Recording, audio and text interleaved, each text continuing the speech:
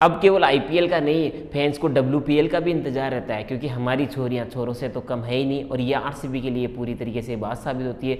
पिछले 17 सालों से आरसीबी की मेंस टीम अभी तक भी एक भी आईपीएल ट्रॉफी नहीं जीत पाई है।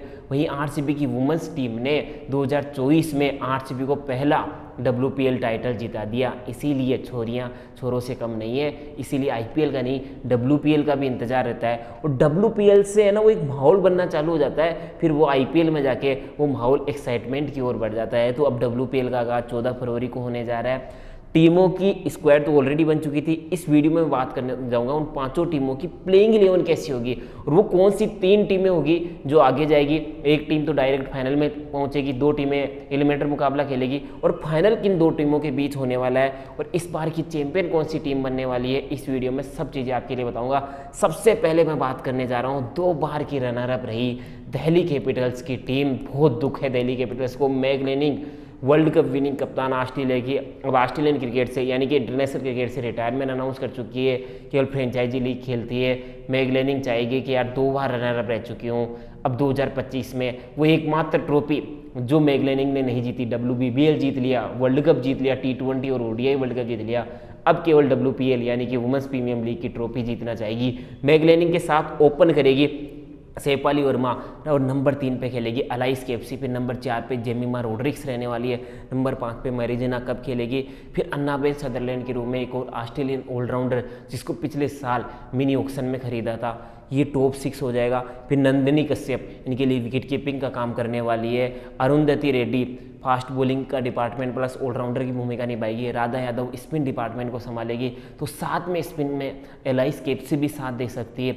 इसके अलावा मीनू मानी एक और ऑलराउंडर, और सिक्का पांडे का एक्सपीरियंस फास्ट बॉलिंग में काम आएगा।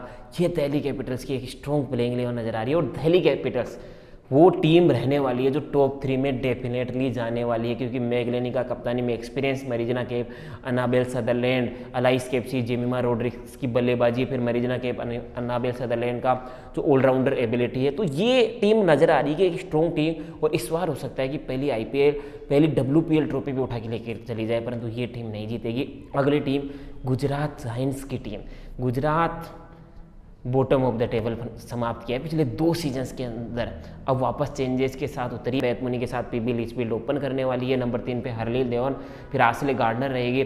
सिमरन शेख को अपनी टीम में इंक्लूड किया है, क्योंकि डोमेस्टिक क्रिकेट में 140 की स्ट्राइक रेट मेंटेन रखी है। तो नंबर 5 पे सिमरन शेख जो फिनिशर की भूमिका निभाएगी। डिएंड्रा डोटिन, अब डिएंड्रा डोटिन भी WPL का हिस्सा बन चुकी है। डिएंड्रा डोटिन गुजरात जायंट्स की टीम में, और डिएंड्रा डोटिन के आने से टीम में एक बैलेंस प्रदान होगा, एक ऑलराउंडर मिल जाएगा, एक फिनिशर भी आपको मिल जाएगा। फिर दयालाना हेमलता, सैली सत्याग्रह, तनुजा कंवर, प्रिया मिश्रा और शब्बीम शकील, ये गुजरात जायंट्स की एक सॉलिड प्लेइंग 11 नजर आ रही है।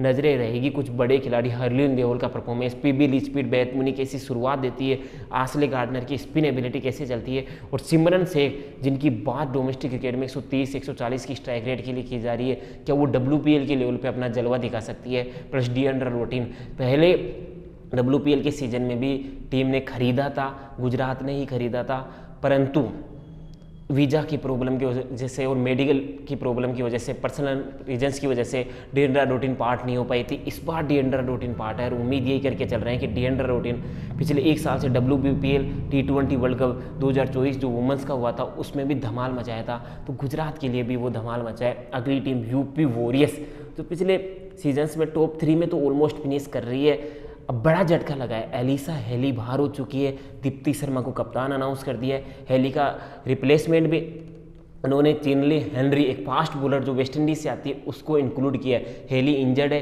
इसलिए पूरे सीजन से बाहर हो चुकी है। अब दीप्ति शर्मा एक्सपीरियंस खिलाड़ी है, पिछले 2 सीजन दीप्ति शर्मा खेली है UP वॉरियर्स के लिए और अच्छा भी किया है, और वहाँ पे ओपन करेगी UP के लिए चमारी अट्टापटोर, श्वेता सेहरावत ओपन करेगी। फिर नंबर 3 पे आ जाएगी किरण नवगरे, नंबर 4 पे वंदना दिनेश हो जाएगी। फिर मिडल ऑर्डर में ग्रेस हैरिस और थायला मेघरात का जो एक्सपीरियंस है, ऊपर चमारी अट्टापटोर एक्सपीरियंस देगी। फिर जो श्वेता सेहरावत है, किरण नवगरे, वंदना दिनेश, ये मिडल ऑर्डर की बागडोर संभालेंगे, और इनको भरोसा रहेगा कि हमारे बाद में ग्रेस हैरिस आएगी, थायला मेघरात, इतने बड़े खिलाड़ी आएंगे, तो ये फ्रीडम से ये जो इंडियन खिलाड़ी किरण नवगरे और श्वेता सेहरावत को जलवा दिखाना होगा। किरण नवगरे की बात हो चुकी है कि 150 की स्ट्राइक रेट से खेल सकती है, तेज गति से रन बना सकती है, इस बार जलवा दिखाना ही होगा।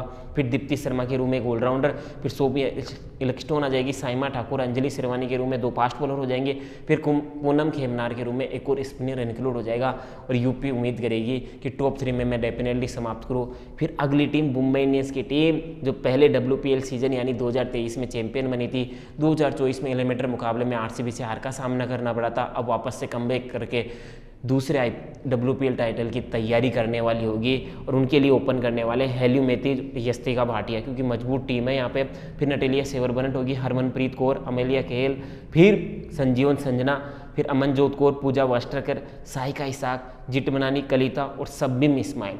मतलब एक सॉलिड सब्बिम इस्माइल और नटेलिया सेवरबनट के रूप में, पूजा वास्ट्रकर, ये 3 फास्ट बॉलर हो गए आपके पास। साहिका इसाक के रूप में एक लेग स्पिनर हो गया, साथ अमेलिया खेर दे देगी, जो पिछले 1 साल से T20 वर्ल्ड कप 2024 जो वुमेंस का हुआ था, न्यूजीलैंड ने जीता भी था, प्लेयर ऑफ द टूर्नामेंट वाला परफॉर्मेंस किया था, वो नजरे रहेगी। अब यस्तिका भाटिया कैसा परफॉर्मेंस करती है, लगातार इंजर्ड भी चल रही है, अगर वो इंजर्ड रहती है तो अंडर 19 प्लेयर को उनके स्थान पर मौका मिल जाएगा। वही हेल्यू मैथ्यूज का जो ऊपर से एक्सपीरियंस है, क्योंकि अब मुंबई इंडियंस के पास ऑलराउंडर्स बड़े पड़े हैं और मुंबई इंडियंस चाहेगी दूसरी WPL ट्रॉफी जीतने की कोशिश करेगी हरमनप्रीत कौर की कप्तानी में। अब उस टीम की बात करने जा रहा हूँ जिस RCB फैंस को इसाला कप नाम दे से इसाला कप नामदो करवाने वाली जो टीम है, RCB को पहली ट्रॉफी जिताने वाली WPL प्लस IPL के इतिहास में या RCB के इतिहास में जो पहली ट्रॉफी आई ना, वो स्मृति मंडाना की कप्तानी में ही आई थी। 2023 भूलने वाला ईयर था, लगातार मुकाबले हारे हारे हारे, एक अच्छी टीम होने के बावजूद भी, पर 2024 में कमबैक किया और ट्रॉफी जीती। अब 2025 में जब उतरेगी तो किताब को डिफेंड करने के लिए उतरेगी और RCB 14 फरवरी को गुजरात गायंट्स के खिलाफ ही अपने कैंपेन का आगाज करने वाली है। पर थोड़ा सा RCB को एक बड़े झटके लगे हैं यार। Sophia Devine, Kate Cross, Sophia Molineux, इन तीनों का रोल पिछले 2024 WPL में इंपॉर्टेंट रहा था। सोफिया मेलिनो ने तो फाइनल में भी आउटस्टैंडिंग परफॉर्मेंस किया था, वो भी इंजरी की वजह से बाहर हो गई। सोफिया डिवाइन बाहर हो गई, केट क्रॉस बाहर हो गई। इनके रिप्लेसमेंट के रूप में चार्ली डीन यहाँ पे ज्वाइन कर चुकी है, किम गैरेथ आ चुकी है, हेदर ग्राम आ चुकी है, रिप्लेसमेंट जरूर अनाउंस कर दी है। पर सोफिया डिवाइन और सोफिया मेलोनी का कोई रिप्लेसमेंट नहीं हो सकता। सोफिया मेलोनी आउटस्टैंडिंग खिलाड़ी थी, पर अब जो नए खिलाड़ी जुड़े हैं उनको अच्छा करना ही होगा। अब कप्तान स्मृति मंडाना डेफिनेटली ओपन करेगी। अब सोफिया डिवाइन नहीं है तो डेनियल वेट जो इंग्लैंड से आती है, यूपी वॉरियर्स से ट्रेड होके RCB में आई है, वो डेनियल वाइट ओपन करने वाली है स्मृति मंडाना के साथ। फिर नंबर 3 पे खेलेगी शहबाजनी मेघना, और शहबाजनी मेघना की स्ट्राइक रेट 107 की, कुछ पारियां अच्छी खेली 2024 WPL में, परंतु स्ट्राइक रेट की वजह से टीम को हार का सामना करना पड़ा। अब एस मेघना या शहबाजनी मेघना को सोचना होगा कि थोड़ी सी स्ट्राइक रेट को इंप्रूव किया जाए। फिर नंबर 4 पे लियास पेरी, फिर जॉर्जिया वेहराम आ जाएगी नंबर 5 पे, फिर रीचा घोष, जिन्होंने लास्ट ईयर WPL 2024 में फिनिशिंग एबिलिटी से कई मुकाबले RCB को जिताए थे। फिर कनिका आहूजा, फिर सिंघा पाटिल के रूप में एक और ऑलराउंडर आ जाएगी, फिर रेणुका सिंह और किम गैरेथ के रूप में 2 फास्ट बॉलर हो जाएंगे। और फिर आशा शोभना, जो RCB के लिए सुपरस्टार प्लेयर साबित हुई थी 2024 WPL में, और उसी के दम पे टीम इंडिया में भी मौका मिला था। एक लेग स्पिनर आशा शोभना खेलेगी। तो ये थी सभी 5 टीमों की प्लेइंग 11। अब top 3 Delhi Capitals, Mumbai Indians और RCB। और इस बार का जो WPL का फाइनल होगा ना, वो होगा RCB वर्सेस MI के बीच में। एक तरफ स्मृति मंडाना और एक तरफ हरमनप्रीत कौर रहने वाली है।